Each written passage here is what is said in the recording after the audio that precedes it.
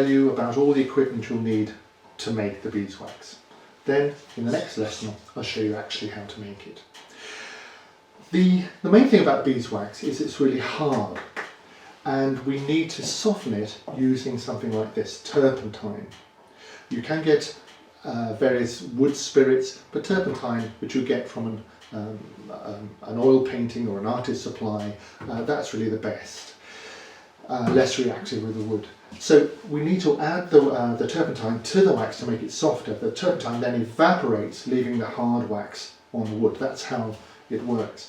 So we have to melt the wax and the turpentine together. In order to do this, I've brought into the workshop here a camping stove and a water bath. Now the water bath is really important. Turpentine is quite inflammable.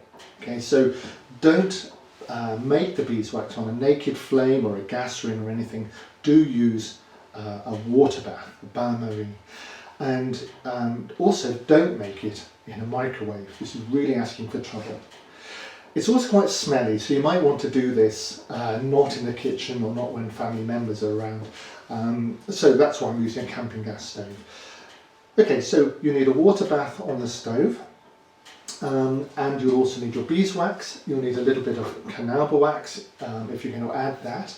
You can get that from wood turners' supplies. Wood turners particularly use that. You'll also need a grater like this in order to grate the wax. That will make it melt a lot more quickly. And if you have raw beeswax, then you need to sieve it through something like this, little kitchen sieve.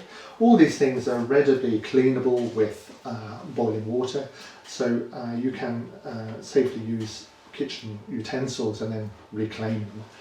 And then finally you'll need some jars. Now the wax itself is, as I say, will dry. The turpentine will evaporate, leave the wax hard. So in order to keep the wax, you need to have it well sealed. I use things like this, which is a little face cream pot for small amounts. And to be fair, beeswax goes a long way. I mean, I find a pot like this will go for a long time before I need to remake it. So you don't need to make up too much to begin with. Or you can use basic jam jars, jelly jam jars, that sort of thing. Make sure that all these jars have a good seal. So there you are. You need a water bath, somewhere safe. Some sort of safe heat. It could be a kitchen pan, because you're not going to put the wax anywhere near the pan. The pan was just for boiling water. So you need a water bath. You'll need your turpentine and beeswax, a little carnauba wax. You'll need some jars to put the finished wax in, and you'll need a grater and a sieve to make the process a lot easier.